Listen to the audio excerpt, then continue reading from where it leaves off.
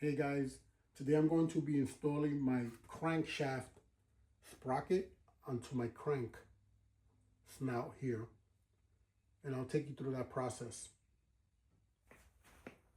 So I got this nice and warm, and I'll explain the dots in a second, but I'm just gonna try to just install it.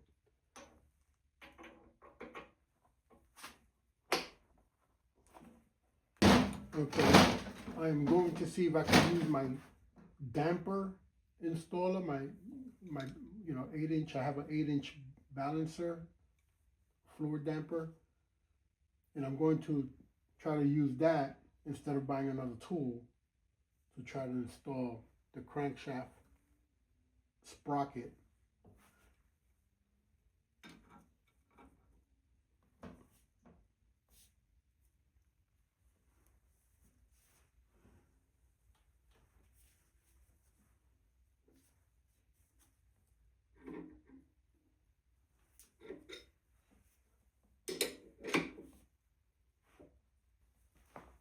Okay, what I did ad hoc again, this is my balancer installer. This is a 5/8 socket that I'm using to hold it in place. And this is I should say a 12-inch crescent wrench.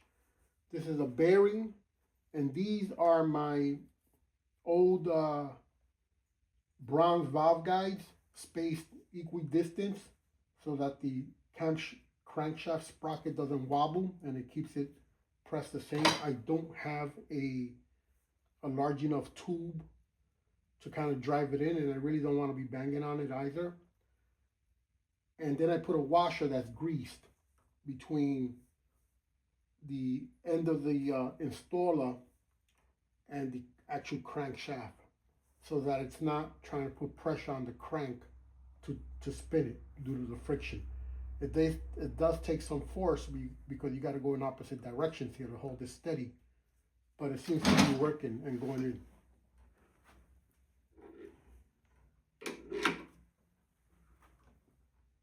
Yeah, it's working. It's going in nicely.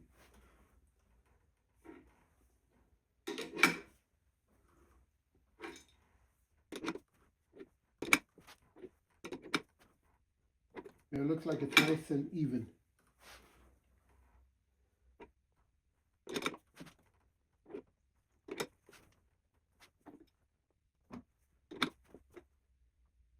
All right, I think that should be it.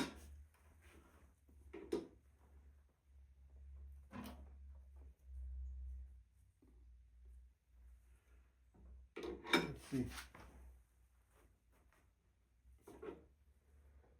I think that's seated. And I'll go ahead and back this out now. Let me bring you into a closer shot.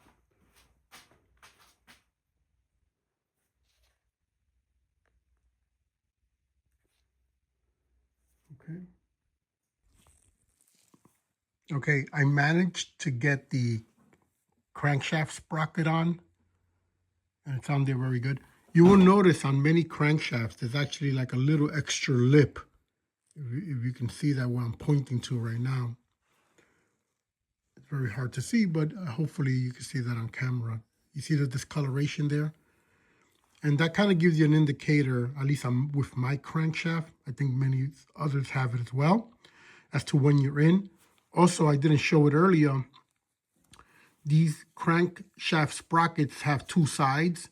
You're gonna notice that it has these dots, right? And it has like a 4R, like a 4R there, and either an A or 4A or a diamond.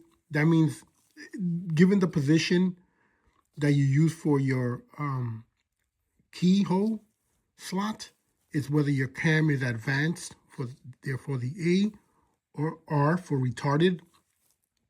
Most people, that's just a performance thing. Check your camshaft manufacturer's recommendations and performance requirements to understand which position you need to install it at. I think most people go straight up, and what that refers to is just dot to dot. So if you can see carefully there's a dot. and the corresponding dot at the keyhole, at the key slot of the crank. So those correspond to each other. If I pull out a little bit here, this is my cam sprocket for the timing chain set. That's also positioned at the, dot to dot. And what that typically means is that it's what the camshaft manufacturer recommends in terms of, I shouldn't say recommends, but what they it's the baseline advanced setting for your camshaft.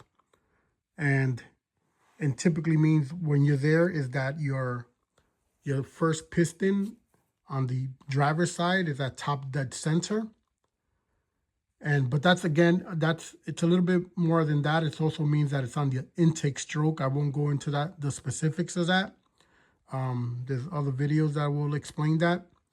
But ultimately, going back to the time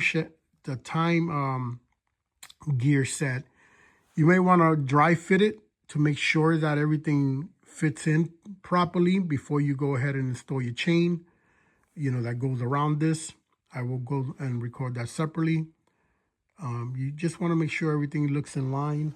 Also, one of the things for myself, to make sure that it's seated all the way, the crankshaft sprocket that I just installed, you may want to put a straight edge and look at it from the side to see if there's any air gaps. You want to see if it's pulled out, something's pulled away. But as you can see in my case, it's fairly flat in the front, or nearly identical, perfectly flat. So that's something that you could easily check yourself as well. Sorry to spin you around there. So I will continue with the install. I will show you my next steps.